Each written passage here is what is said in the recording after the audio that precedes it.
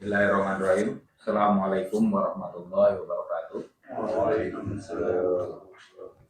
Alhamdulillah wassalatu wassalamu ala Rasulillah wa ala alihi wa sahbihi wa mawala. La haula wa la quwata illa billah. Rabbi shrah li sadri wa yassir li amri wa hlul 'uqdatam min lisani yafqahu qawli. Amma ba'du. Teman-teman mahasantri Pondok Pesantren Lurji Ganjil yang saya cintai dan santri online dimanapun Anda berada yang saya muliakan. Alhamdulillah malam ini kita kembali mempelajari kitab At-Turath wa Tajdid karya Profesor Dr. Hasan Hanafi. Di pertemuan ke-58 ini kita akan membahas halaman 58.6. Temanya tentang taufiqiyah, eklektisisme atau sinkretisisme. Karena Hanafi menolak dua hal itu. Bismillahirrahmanirrahim. Qala al-mu'allifu rahimahullahu ta'ala wa nafa'ana bihi bi ulumihi bidarain amin ya rabbal alamin. Sadisa. Yang keenam dari syubhat di muqaddimah. Yang keenam dari hal-hal yang diragukan atau dituduhkan, dicurigakan kepada Hasan Hanafi. La ya'ni at-turath wa tajdid. Proyek pemikiran tradisi dan pembaruan Hasan Hanafi ini la ya'ni ayyata nas'atin taufiqiyah. Tidak dimaksudkan pada suatu tendensi eklektik bainal qadimi wal jadid, antara yang lama dan yang baru.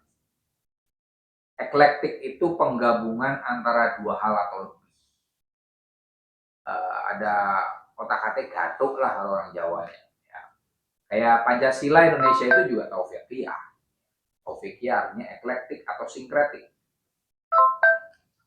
Pancasila sila pertama itu monoteisme ya. Kemudian yang sila kedua adalah humanisme. Padahal kalau pada prakteknya di filsafat itu sebagian humanis itu tidak monoteis, ya kan? Kemudian sila ketiga itu nasionalisme. Bagi orang nasionalis murni itu ya humanisme itu sebenarnya kontradiktif juga itu ya. Yang penting adalah nation state, nasionalis. Yang ketiga itu kan demokrasi ya, agak liberal sedikit. Kemudian sila kelima adalah sosialisme. Ini sebenarnya 5 hal yang bertolak belakang. Pada titik tertentu itu Pancasila itu sebenarnya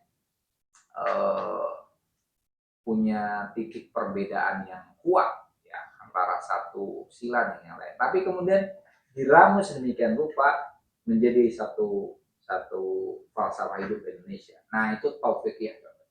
Nah tapi Hanafi bilang proyek pemikirannya ini laisat taufiqiyah, bukan suatu eklektisisme, bukan penggabungan antara yang lama dan baru.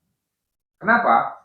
Li'anna taufiqah, karena eklektisisme atau penggabungan dua hal atau lebih bihadal makna, dengan makna tersebut, itu amalun ghairu ilmi, adalah tindakan yang tidak ilmiah, kata anak.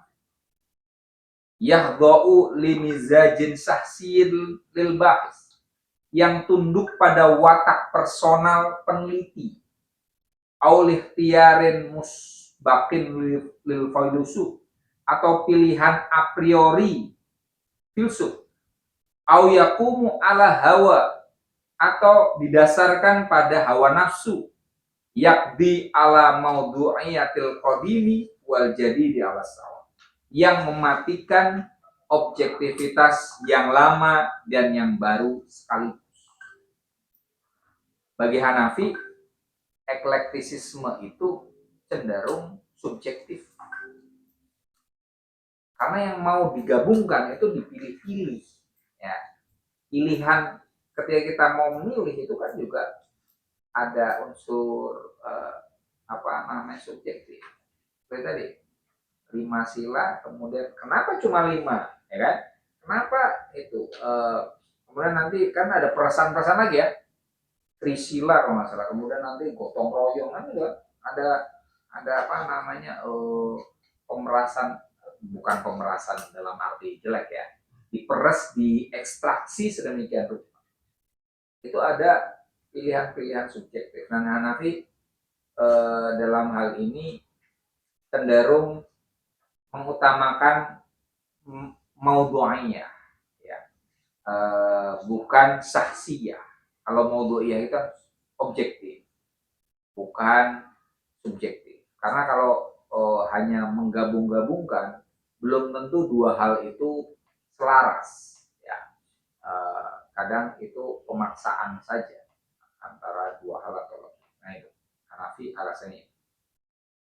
Bahwa at-tarafut tsalits, eklektisisme itu adalah golongan ketiga, alladzi yatimmu at-taufiqu binaan alaih, yang mana penggabungan itu menjadi bangunan yang berdiri di atasnya. Tempoh hari kita sudah bahas ada 3 aliran ya dalam hal menyikapi tradisi dan pembaruan. Ada kelompok pertama itu fokusnya yang diutamakan adalah tradisi. Tradisi dulu, yang penting adalah tradisi. Pembaruan ditolak, hal-hal yang baru ditolak. Jadi kalau kayak di umat Islam, kembali ke Rasulullah, hal-hal yang baru ditolak, bid'ah semuanya gitu kan. Sampai batas yang hidupnya kayak orang padang pasir, gitu kan. Naik onta sekalian, ya. Itu tadi apa namanya, muhibbun litu. Tapi ada juga orang yang serba kebaru-baruan, yang lama ditolak semuanya, jadul nih. Jadul nih. Kayak kalau di Indonesia STA lah ya. STA itu cenderungnya adalah mujaddid ya, senangnya yang baru. Kalau yang lama apa Aring Pane ya. Apa? Aring Pane ya. Oh ya, STA lawan. Iya, kemudian ada Sanusi Pane. Nah, bagian yang ketiga, Torf Astalit, itu yang berusaha untuk menggabungkan yang lama yang baru. Itu kadang yang terjadi adalah pemerkosaan antara yang lama dan yang baru. Karena yang lama dicocok-cocokin dengan yang baru. Atau yang baru kemudian diselaras-selarasin dengan yang lama. Nah, itu menurut Hanafi ini sesuatu yang tempoh hari sudah dikritik. Dia kasih contoh. Fa'indama waffaqal Farabi baina Aflatun wa Aristo. Ketika Al-Farabi mengharmonisasi atau menggabungkan antara Platon dan Aristoteles, yang tempoh hari kita sudah pelajari kitabnya, apa Al-Jam'u baina Ra'yil Hakimain, ya kan? Itu menurut Hanafi apa? Qadha'a Al-Farabi itu tunduk limizajihi as-sahsi, tunduk pada watak personalnya, wahtiyarihil falsafi, dan tunduk pada pilihan filosofisnya, al-musbaq, yang a priori, wahwa mizaju al-ishraqiyyu, yaitu watak iluminasionisnya, watasawwurihi al-haramilil alam, dan pandangan piramidalnya tentang alam semesta. Pandangan dunia yang piramidal. Iluminasionisnya, kalau yang piramidalnya seperti yang tempoh hari saya udah ngobrol sama Mas Faik. Mas Faik sempat bahas al-arwah ahli Madinah al-fadilah ya, Mudoda tua. Itu kan kalau bab-bab awalnya itu membahas tentang pemimpin itu nanti akhir-akhir tentang pemimpin kan. Itu sifatnya hierarkis betul. Dari mulai alam semesta yang paling abstrak sampai yang paling konkret ya. Nanti kemudian yang konkret ini kemudian dari yang paling simple sampai yang paling kompleks kan gitu kan. Nah, hal ihwal di alam semesta itu sifatnya hierarkis. Nah, itu nanti kemudian ketika ini sebenarnya bukan di buku ini nih ya, Hanafi Al-Farabi cenderung Harami ya, maksudnya yang di buku yang baik itu Ahlul Madinah Al-Fadilah itu kelihatan betul. Karena di situ sebenarnya ingin mengacu ke pengalaman Nabi dan para sahabat di Madinah, ya, bahwa pemimpin pertama sifatnya bla bla bla, tapi itu ngacunya ke Nabi Muhammad. Terus pemimpin yang kedua bla bla bla bla, ngacunya ke Khulafaur Rasyidin. Itu oke lah, kita memang perlu merujuk kepada Nabi Muhammad ya. Tapi dalam hal politik, politik praktis, kemudian kayak kita di bernegara, 100% mengacu ke pengalaman Nabi Muhammad itu agak berat. Kenapa? Karena Nabi Muhammad punya wahyu, ya kan?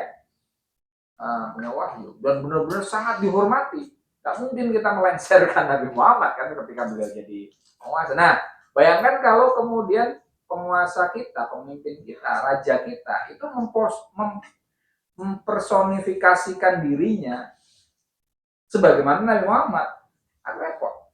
Jadi siapapun yang dia merasa entuk pulung kalau orang Jawanya, dapat wahyu ke Prabon, ya gitu kan repot kan. Oh ini kekuasaan yang saya dapatkan ini adalah dari Tuhan, akhirnya nggak bisa nah itu deh. Ini hal-hal yang salah satu efek dari pandangan Haromi gitu ya, piramidal itu. Jadi yang orang itu dilihat secara hierarkis, ada yang lebih tinggi, ada yang lebih rendah. Sementara kalau di suasana yang demokratis itu kan kita dianggapnya setara.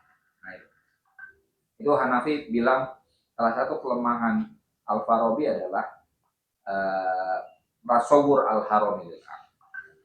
Walakin, nah ini sebaliknya, yakni aturatu wa tajdidu, tradisi dan pembaharuan itu dimaksudkan untuk apa?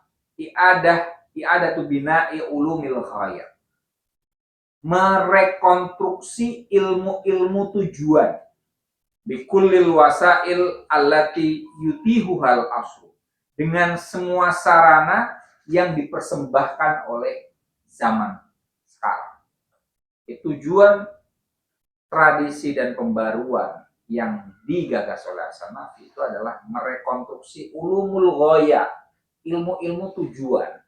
Ilmu tujuan itu adalah ilmu inti. Di sini yang dimaksud adalah ilmu-ilmu dalam tradisi Arab Islam. Misalnya ilmu kalam, ilmu hikmah dalam artinya filsafat Islam, tasawuf, usul fikih, tafsir, hadis, sirah, semacam itulah. Nah, Hanafi berusaha untuk merekonstruksi, membangun ulang ilmu-ilmu itu dan terlaksana itu sampai beliau meninggal itu kan terlaksana. Nah, bikulli wasail allati yutihu wal asr, dengan semua sarana yang dipersembahkan oleh masa kini. Artinya menggunakan metode yang relevan untuk mengkajinya. Hanafi utamanya menggunakan metode fenomenologi, kemudian dia juga menggunakan metode strukturalis. Jadi ada beberapa bukunya dia tentang tasawuf, itu dia membahas tentang takwin, kemudian nanti bidiyah, hampir kayak Al-Jabir. Takwin dan bidiyah itu bahasa-bahasa orang strukturalis itu ya. Jadi mengkaji sesuatu secara diakronik dan sinkronik. Mengkaji sesuatu dilihat dari sisi kesejarahannya atau maknanya saat ini. Nah itu yang dilakukan Hanafi itu ya. Tapi tidak dengan demikian Hanafi nanti mempermainkan tradisi atau ilmu diguna kayak kelinci percobaan. Kalau yang menurut hemat saya menjadikan ilmu-ilmu tradisional itu kelinci percobaan dengan metode baru itu Arkun. Kalian kalau baca bukunya Arkun itu kelihatan juga. Jadi metodenya banyak betul. Kemudian nanti mau bahas apa sejarah Islam, nanti pakai konsep ini. Jadi akhirnya tradisi Islam itu kayak kelinci percobaan. Hanafi enggak. Dia Hanafi penuh respect terhadap tradisi, tapi dia kritis juga ya dengan tradisi. Oke.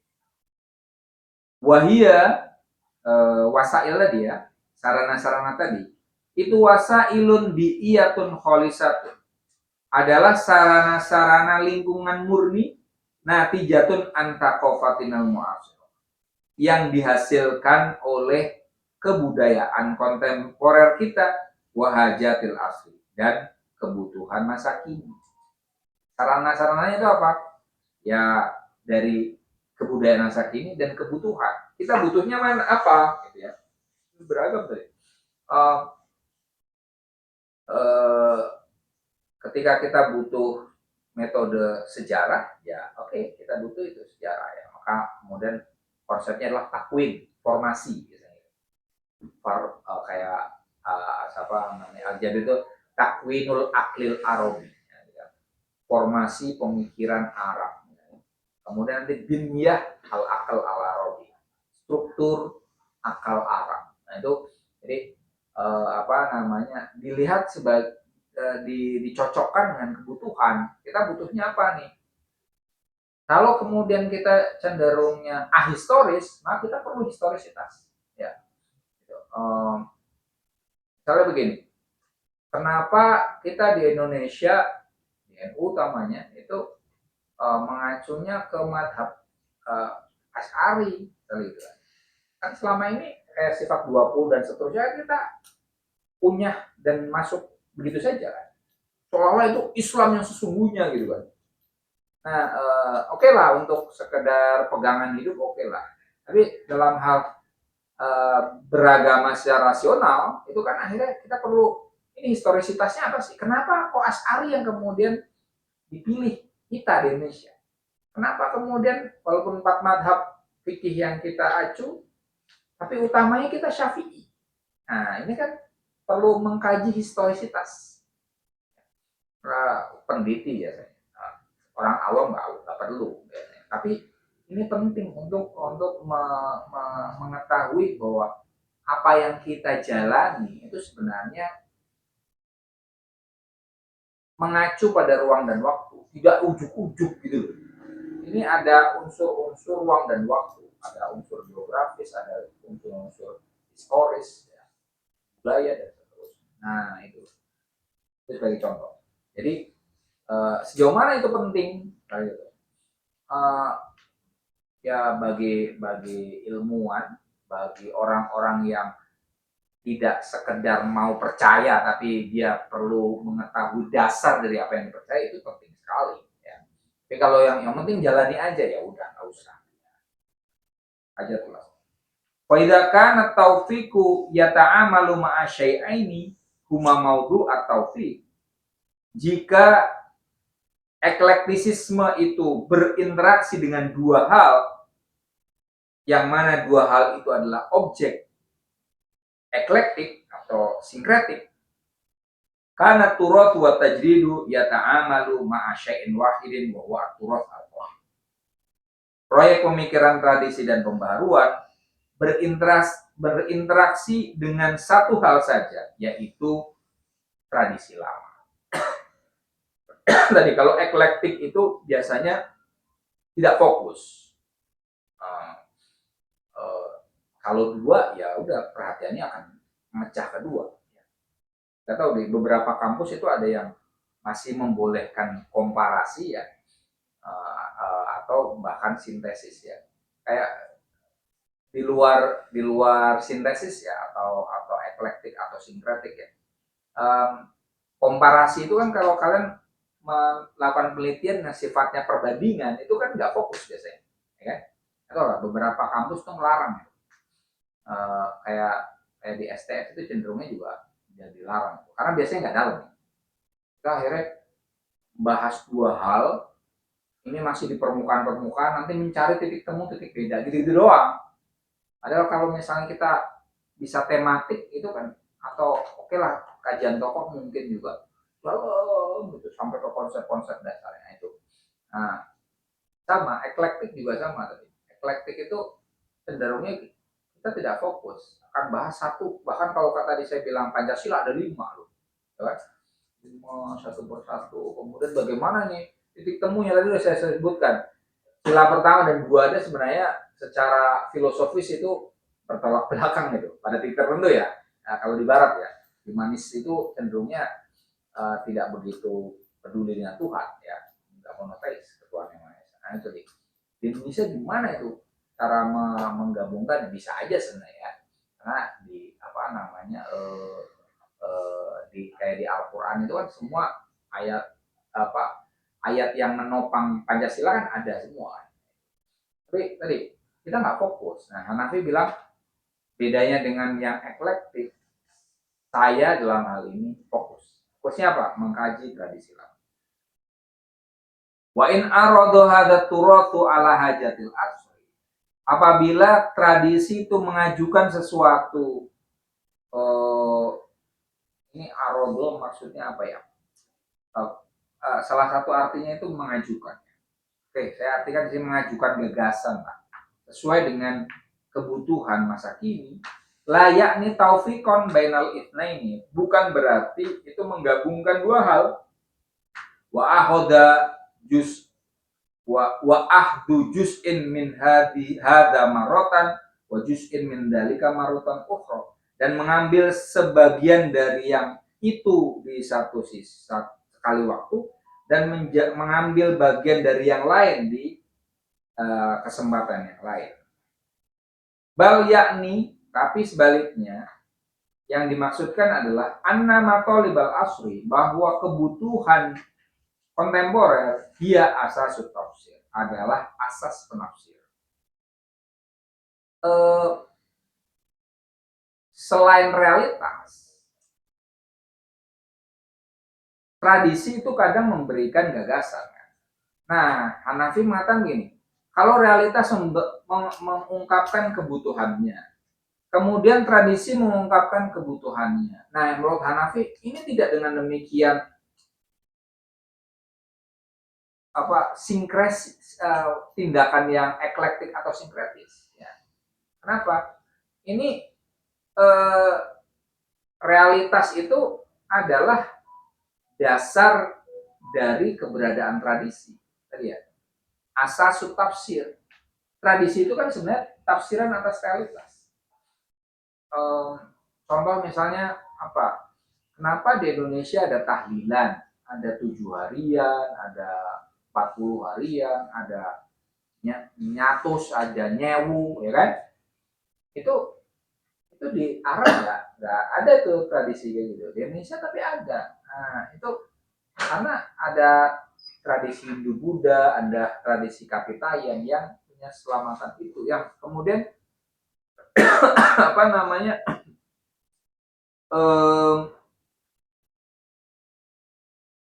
kenapa kemudian Wali Songo dulu mengapresiasinya, karena ini ada yang bagus di situ ya. Yang penting bentuk wadah yang aslinya diganti. Kalau aslinya kan ya mungkin minum-minuman keras, bahkan konon kanibalisme juga, ya kan. Dulu kan gitu kan ya, konon gitu kan. Nah itu yang hal-hal yang haramnya diganti. Yang bagusnya adalah orang bisa ngumpul, kemudian ada sedekah. Nah ini. Jadi asasnya adalah ini udah ada di masyarakat. Ziarah misalnya, ziarah kubur. Tadinya mungkin muja, mungkin ya. Tapi ziarah kubur kan ada unsur bagus ya, ala ilmauti mau idoh ya kan. Sebenarnya ada nasihat dalam kematian. Kita ziarah kubur itu kan kemudian kita bisa mengingatkan kita pada mati dan seterusnya. Nah itu hal-hal yang realitas menunjukkan hal itu, maka kemudian muncul tradisi. Jadi tradisi itu adalah tafsiran atas realitas. Nah gitu ya. Jadi Hanafi mengatakan seperti itu. Ini bukan taufik, ini bukan eklektik, tapi tadi menyesuaikan realitas saja tradisi, dan kemudian yang ditinjau adalah tradisi. Fala tujadu alaqatun ufuqiyah. Tidak ada hubungan horizontal sejajar. Yudha'u fiha torfani ala nafsil mustawa. Yang mana dua pihak diletakkan di level yang sama. Bal ala alaqatin ro'siyah. tapi yang ada adalah hubungan vertikal atas bawah. Tudau fiha jatul asri ka asasin tahtin, yang mana kebutuhan masa kini diletakkan sebagai asas yang bawah, infrastruktur. Tumat turothu, kemudian tradisi, kamu asasin fauqiyin, sebagai bangunan yang berada di atas, suprastruktur. Jadi Hanafi melihat ada dua lapis ya, ada dua lapis.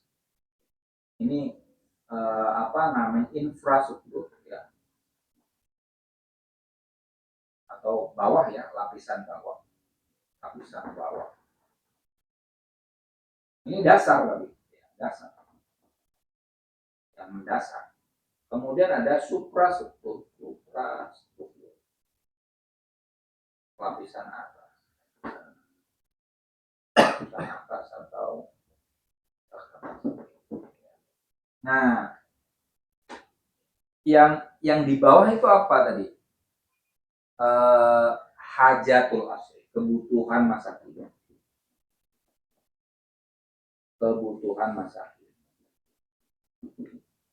Tradisi itu di sini.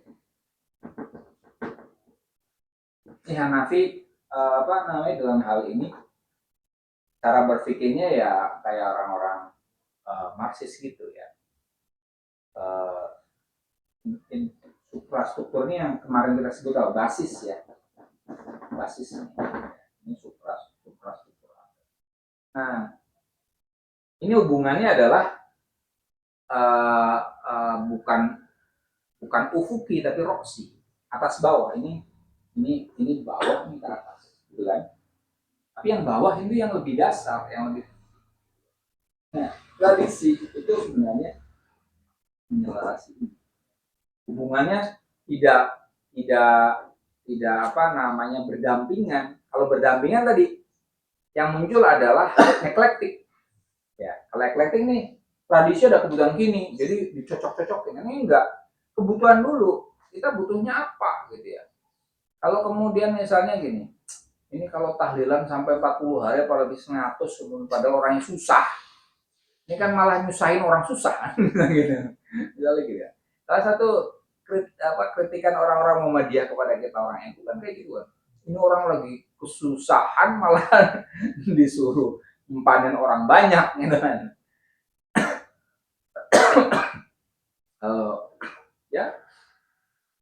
Ya tapi sampai detik ini nggak tahu ya, di daerah mungkin ada yang ngeluh kayak gitu. Tapi kalau misalnya memang susah, ya jangan itu kan nggak wajib toh. Kalau susah ya nggak usah. Cuma ya biasanya kan ngoyo temen gitu orang Jawanya. Apa sih kan ngoyo itu bahasa Indonesianya apa? Keterlaluan amat ya, keterlaluan amat masa enggak gitu. Tapi itu tadi, ini antara tradisi dan kebutuhan menurut Hanafi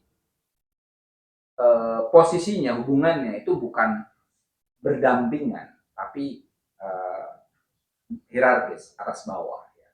Kebutuhan itu mendasar, tradisi yang di atas. Maka karena ini nggak mungkin dong taufik. Kalau taufik itu kan sejajar, ya ini nggak mungkin. Oke. Wa ghalibam ma, kerap kali mayakunu taufik, sesuatu yang terjadi di dalamnya itu eklektisisme fi wasfi torfin ala hisabit torfil akhor, mendeskripsikan satu kelompok dengan pertimbangan kelompok lain. Contohnya, faqad kana taufiqul farabi li hisabi Aflatun. Contohnya, harmonisasi atau eklektisisme yang dilakukan Al-Farabi itu demi Platonisme. Fa asbaha Aristu Aflatunian, maka Aristoteles menjadi Platonik.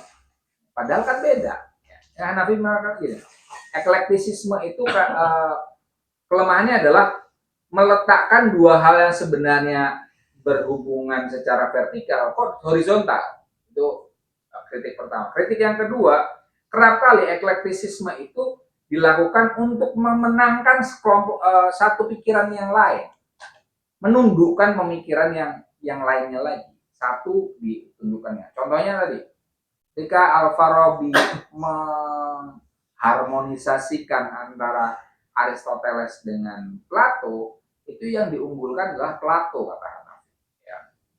Bahkan sebenarnya yang diunggulkan bukan Plato, tapi siapa namanya, Plotinus, Neoplatonisme, ya kan? Dan dia nyebut di buku itu apa namanya, ada atologia Aristoteles, ya kan? Teologi Aristoteles, padahal Aristoteles nggak pernah menulis buku itu. Nah, ini Neoplatonisme yang diungkapkan, Aristotelesnya jadinya hilang. Nah, itu tadi. Ini salah satu catatan Hanafi, catatan kritis untuk Al-Farabi. Wa kana taufiqu ikhwanus sofa, eklektisismenya Ikhwanus Sofa bainal falsafah al-aqliyah wal falsafah israqiyah, antara filsafat rasional dan filsafat iluminasionis, bisa bil falsafah israqiyah, demi filsafat israqi atau iluminasionis. Utamanya kan Syiah ya. Ikhwanus Sofa itu kan Syiah Ismailiyah. Nah, itu apa namanya, tentang misalnya akal berapa? Akal 10. Itu juga diselaraskan dengan keyakinan Syi'i itu. Artinya apa namanya, otak-atik gatuk ya, kalau orang Jawa ya. Eklektik itu ada unsur otak-atik gatuk, mencocok-cocokkan yang belum tentu cocok, dan kemudian yang kedua adalah didasari oleh latar belakang pemikiran yang ingin di apa namanya, diunggulkan ya. Jadi dia akan mengunggulkan satu dari yang lain, mengorbankan yang lain. Amma turatu wa tajdidu, adapun tradisi dan pembaruan yang digagas oleh Hanafi, fa innahu ya'khudhu turata ala annahu asl. Ia mengambil tradisi sebagai asas, sebagai asal. Di annahu wal waqi' an-nafsi lil jamaahir, karena tradisi adalah realitas psikis masyarakat atau realitas psikososial. Amma qiyasut tajdidu alaihi, di mana pembaruan itu dikiaskan padanya. Tradisi dan pembaruan itu Hanafi ini menarik ya. Oke ya, tradisi menurut Hanafi ini adalah sama dengan realitas loh. Nanti ini ada dua hal ya. Tradisi itu adalah realitas psikososial.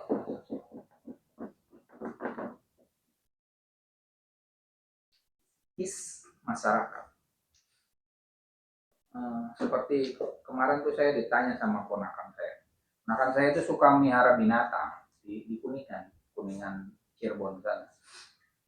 Pak, waktu kecil karena rumah kakak namanya gede, punya rumah sakit. Punya anjing dulu.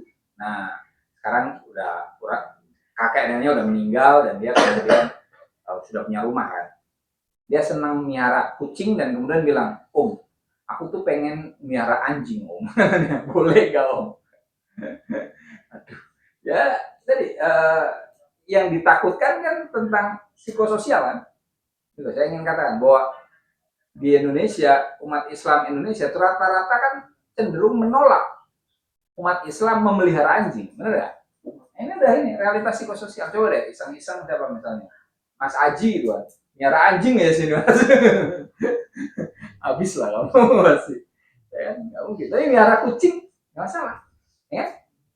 Ya. Kenapa itu? Kenapa kucing itu malah nggak masalah?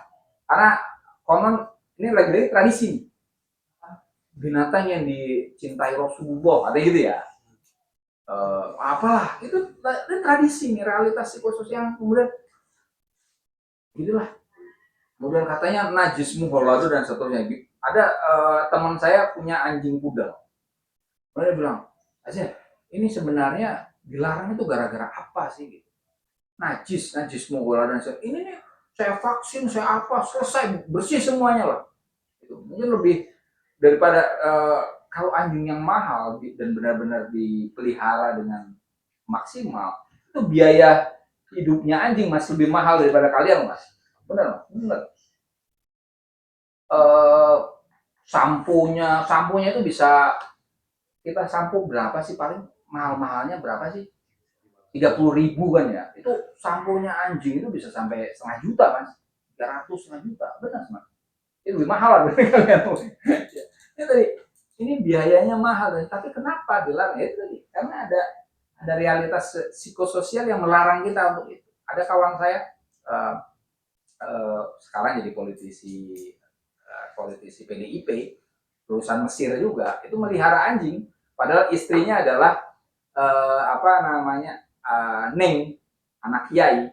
Dia juga Gus, tapi di Jakarta dia melihara anjing. Oh ya, jadi bahan omongan orang ya. Ya, dia kalau kami di Mesir itu di sana kan di Mesir itu madhabnya Hanafi ya. Anjing itu banyak betul. Standar najisnya sepertinya yang beda lah ya dibandingkan kita yang Syafi'i. Nah, tadi. Tapi lagi-lagi tadi, ya kita nggak bisa melawan. Ya realitas psikososial itu jangan dilawan karena kita ampun-ampunan lah. Melawan satu orang, melawan 200 juta repotnya. Oke ya. Nah, Nafi melihat realitas ini. Tajdid yukosu alaihi. Artinya ini aslun ya. Kalau di apa kias itu loh. Ini aslun ya. Tajdid pembaruan itu adalah far'un. Ya. Artinya dia cabangnya mengikuti asal tradisi. Karena ini dianggapnya sesuai dengan realitas. Sesuai dengan realitas, tapi perlu diperbarui. Ya, perlu diperbarui. Kalau tentang anjing tadi nggak penting-penting amat lah ya. Nggak perlu ada pembaruan untuk gimana agar anjing diperbolehkan misalnya nggak penting-penting amat. Nah, mana tadi? Wahia ini maksudnya tajdid. At-tafsiratu al-muhtamalah lahu. Pembaruan adalah penafsiran yang mungkin, probable. Muhtamalah itu probable atau possible. Possible interpretation ya. Lahu bagi tradisi au ahdut tajdid ala annah au ahdat tajdidu ala annahu asal, atau tajdid mengambil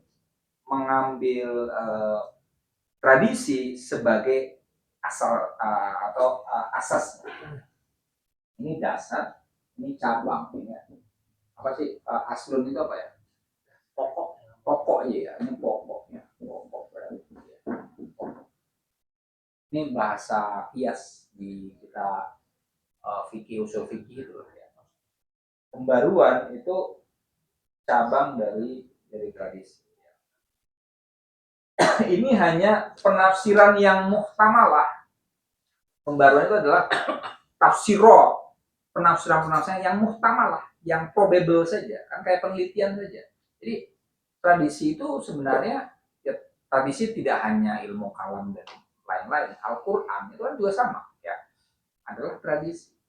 Itu sesuatu yang mungkin untuk ditafsirkan. Nah, tapi tafsir yang muncul atas tradisi itu atau atas Al-Quran misalnya itu muhtamalah saja, probable saja, bisa selalu diperbarui ya. Apa contoh yang dulunya orang antipati kemudian sekarang nggak begitu? Contohnya adalah tadi saya ngomongin tahlil ya, tahlilan itu tadinya orang Muhammadiyah itu cenderungnya kan kontra NU ya dalam hal itu. Sekarang udah nggak begitu, biasa aja. Ya, saya orang Pekalongan di kampung orang tua saya di sana. Kalau ada acara tahlilan gitu. Kami mengundang orang-orang Muhammadiyah dan mereka datang, nggak salah. Bahkan waktu saya mau berangkat ke Mesir itu, ayah saya ngadainnya bukan hanya tahlilan, tapi baca manakib Syaikhul Qadir Jilani. Kalau di Jawa Tengah itu biasanya kita baca manakib Syaikhul Qadir. Kurang bid'ah apa ini? Iya, lebih bid'ah, biangnya bid'ah itu. Orang dibaca kisahnya Syaikhul Qadir ya. Tapi teman-teman tetangga-tetangga yang dari Muhammadiyah datang. Nah, itu sebagai contoh. Jadi mungkin ada penafsiran yang berubah, ya, berubah. Tidak yang saklek.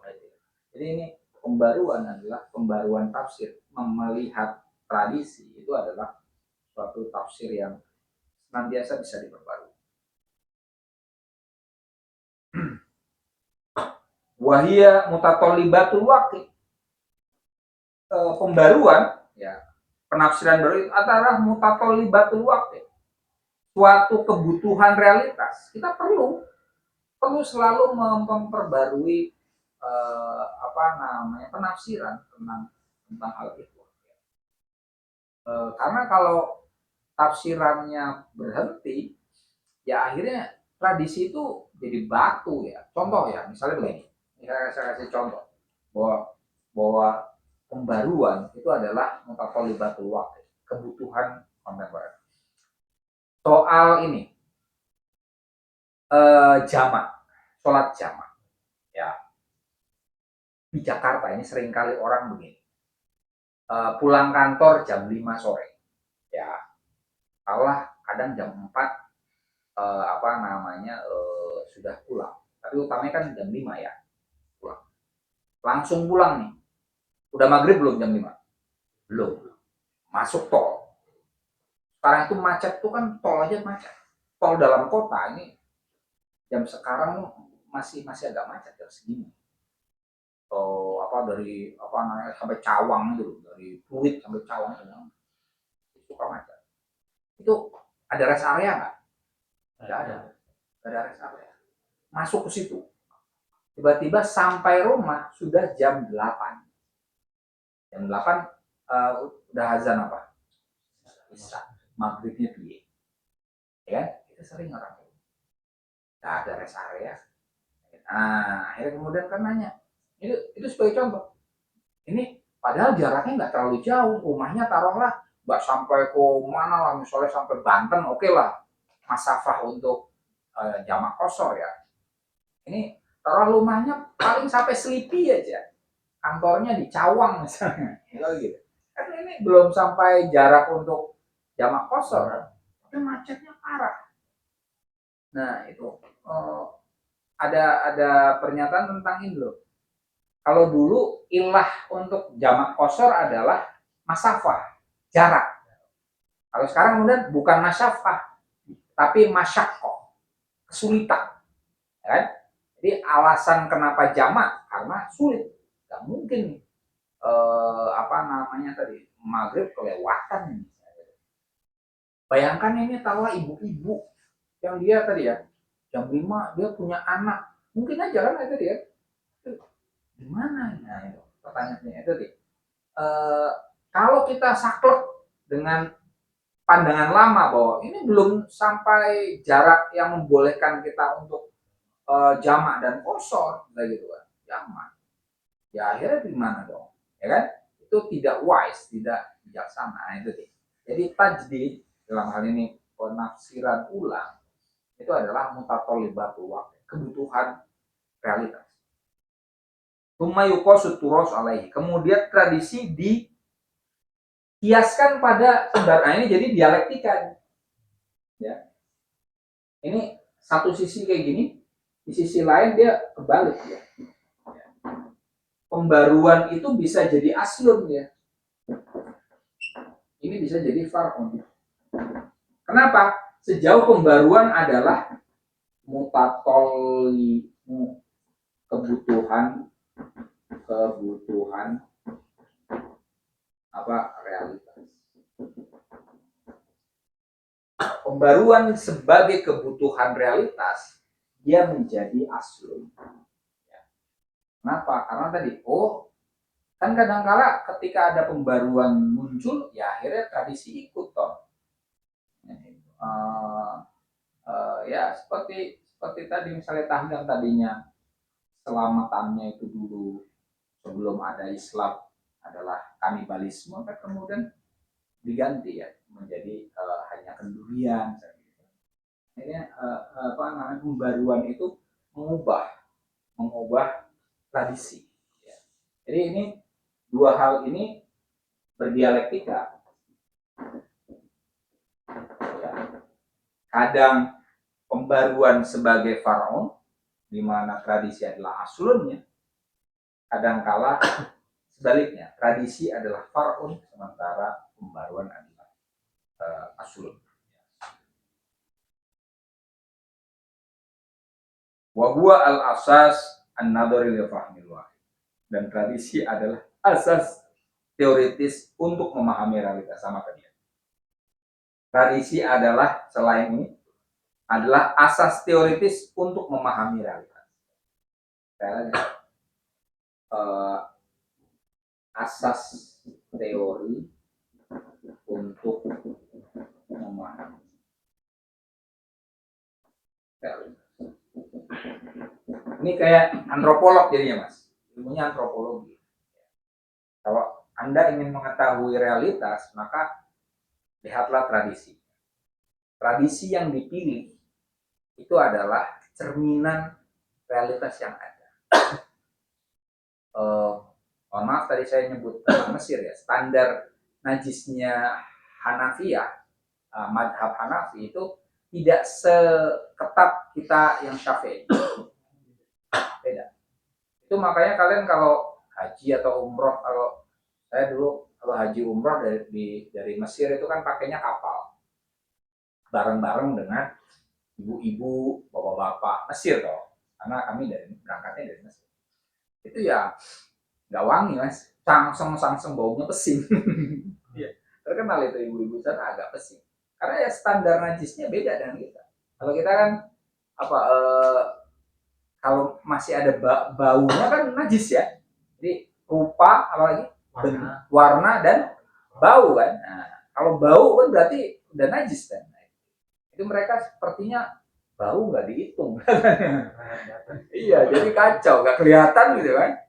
Kacau. Nah, jadi agak jorok akhirnya. Kalian kalau ke kamar, ya semoga sekarang udah bagus ya. Tapi sepertinya sudah jadi rahasia umum itu. Di Mesir itu agak jorok. Jadi kalau di kita misalnya kamar mandi ya, WC itu di Mesir itu kalau kita ke WC umum itu ya pasti ada kotorannya orang. Jadi kita passing guyur kotorannya orang lain. Itu karena ada tradisi di sana. Jadi mungkin dulu orang nabung dulu ya. Terus ya terakhir itu udah nyiapin ember gitu. Karena air mungkin terbatas ya. Tapi itu akhirnya sampai sekarang. Jadi kita kalau mau ke kamar mandi, pusing. Ya, pesing, baunya bau dan ada itu ada rupanya malah ya. Atau itu nih Mas, apa namanya? Ada tradisi itu kita bisa melihat realitas dari tradisi. Tradisinya kayak gini, karena apa? Kenapa Indonesia itu pelupa dan gini ya, nggak konsisten kan kita kan? Bangsa kita cenderung nggak konsisten. Ya. Itu karena ya pilihan mazhab kita. Mazhab kita kan Syafi'i. Syafi'i itu baina alul hadis wa alul ra'i kan? Antara orang yang mikir sama orang yang tradisionalis. Asy'ari juga sama. Asy'ari itu kan baina Hambali dan Mu'tazilah, ya kan? Tengah-tengah. Tengah-tengah itu moderat, tapi moderat itu ya tadi la ilaha ula wa la ilaha ula. Jadi kayak orang bingung. Nah, gitu. Jadi tradisi itu asas teori untuk memahami realitas. Kenapa bangsa kita gini? Ya kayak gitu. Pilihannya. Tapi tadi, apakah tradisi yang mempengaruhi realitas ataukah realitas yang mempengaruhi? Wah, dialektika itu.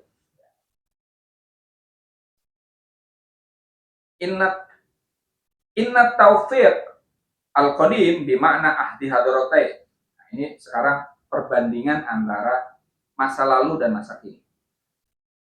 Eklektisisme di masa lampau artinya adalah mengambil dua peradaban. Kullu minhuma fi yadin, dua-duanya itu berada di genggaman. Kalau zaman dulu, ini ya tadi ya udah disebut ada Al-Farabi sama Ikhwan Sofa. Itu ketika mereka melakukan eklektisisme, itu memang berusaha untuk menggabungkan dua peradaban. Dan dua-duanya memang dikuasai. Seperti tadi, Neoplatonisme itu dikuasai. Tentang Islam, tadi Al-Farabi tentang sejarah Nabi Muhammad dan itu yang dikuasai. Benar-benar via. Hal itu qadha ala muhimmatil turasi wa tajdi' al asasiyah. Kalau eklektisisme itu dilakukan, itu malah justru akan qadha ala muhimmatil turasi wa tajdi' al asasiyah, mematikan peran tradisi dan pembaruan yang asasi. Wa hiya ittihaduhuma ma'an min ajli tatwiril waqi', yaitu menyatukan keduanya untuk mengembangkan realitas. Awjudihima fi tarfin talith, atau keberadaan dua-duanya di pihak yang ketiga, bahwa al-waqi' al-murad taghiru, yaitu realitas yang diupayakan untuk diubah. Ini Hanafi ingin mengatakan bahwa eklektisisme lama itu tidak cocok untuk masa kini. Ini.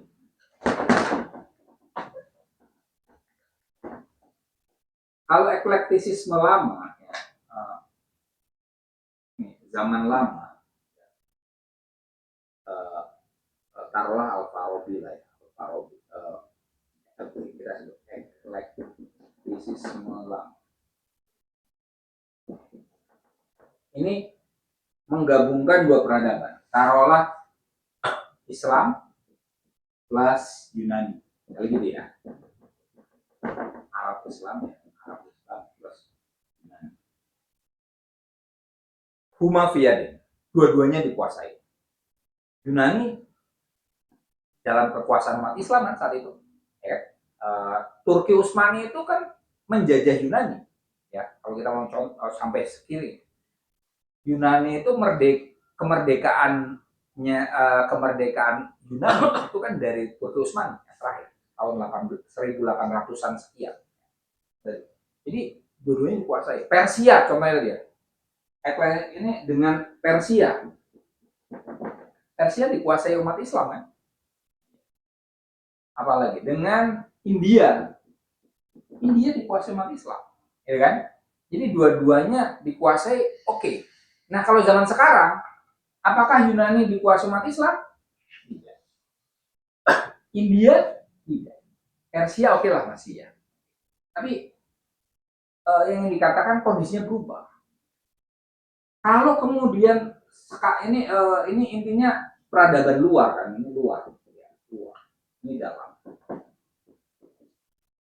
Kalau eklektisisme lama ini diberlakukan masa kini, menurut Hanafi, ini malah mematikan. Kenapa? Karena ada dua hal dalam ya, internal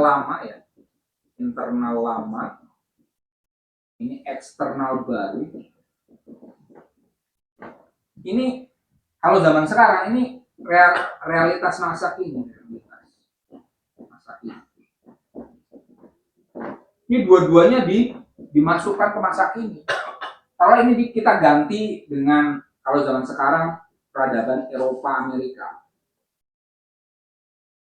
Apa jadinya satu kawasan yang kemudian dibayang-bayangi oleh peradaban yang dua-duanya tidak dikuasai.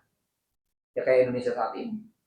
Coba, Islam itu kan ini kan bukan asli Indonesia toh.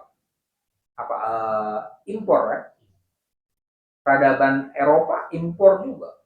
Bayangin itu semua dimasukin ke Indonesia. Kita akhirnya tidak mengenal diri sendiri. Nah, itu problem. Oke. Kanal waqi' fi taufiqil qadim wal waqi' al fikri. Realitas di masa lampau ketika eklektisisme terjadi, wa al-waqi al-fikri adalah realitas pemikiran. Fihinin anal waqi fi amaliyat turas wa tajdid al-haliyah wal waqi al-ijtimai. Sementara realitas di praktek tradisi dan pembaruan masa kini adalah realitas sosial maknahul arid, dalam maknanya yang luas, alladzi yu'abbiru anhu fi maslahatil muslimin, yang diungkapkan dalam kemaslahatan muslim. Nah, perbedaan yang kedua, eklektisisme lama itu yang digabungkan adalah pemikiran. Gabungin pemikiran jauh lebih mudah, ya kan? Pikiran apa nih? Misalnya Al-Biruni menggabungkan Islam dengan India, ya kan? Nggak ada masalah. Tadi siapa namanya Al-Farabi menggabungkan Islam dengan Yunani, nggak ada masalah. Ya. Karena pemikiran. Nah, kalau yang sekarang yang jadi persoalan adalah kemaslahatan umat Islam, realitas sosial. Gimana mau eklektik? Ya akhirnya nanti kita bingung, kayak Indonesia aja lah. Kita sempat sampai detik ini tuh kan apa namanya, sekarang sudah nggak begitu ya, sempat diombang-ambingkan antara kapitalisme dengan sosialisme kan, sampai sekarang masih sebenarnya, tapi nggak sekuat dulu. Tadinya nggak ada tuh, kapitalisme itu tidak masuk dalam alam pikiran founding fathers kita, tapi sekarang sudah mulai masuk ya. Justru kapitalisme yang jauh lebih dominan sepertinya. Nah, itu. Apa jadinya di Indonesia ya bingung. Ya, Pancasila dalam hari juga bisa bikin kita bingung sebenarnya. Oh, kemana ini ya kan? Apalagi sekarang kita ngomong demokrasi, demokrasi contohnya siapa? Amerika. Aduh, Amerika kayak gitu ya kan? Coba. Nah. Oke, karena taufiqu al-qadim terakhir ya. Eklektisisme lama adalah amaliyatun hadoriyatun, adalah tindakan peradaban min ajli tamthilil hadaratil ghaziyah, demi merepresentasikan peradaban yang menang. Nah, zaman dulu ini pemikiran dan pemenang. Ya kan? Umat Islam saat itu sebagai penguasa. Apakah sekarang masih berkuasa? Tidak. Nah, itu kan. Fihinin anak turas wa tajdid. Sementara itu tradisi dan pembaruannya Hasan Nafi itu amaliyatun ijtimaiyah, tindakan sosial min ajli tahyiril awdha' al-qaimah, demi mengubah kondisi yang ada.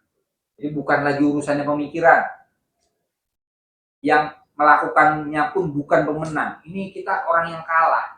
Tapi kita perlu mengubah kondisi yang ada. Nah, maka sebenarnya eklektisisme lama itu tidak relevan bagi masa ini. Itu saja untuk malam ini. Sudah lewat cukup lama. Kurang lebihnya mohon maaf. Wallahu muwaffiq ila aqwamit thoriq. Wassalamualaikum warahmatullahi wabarakatuh.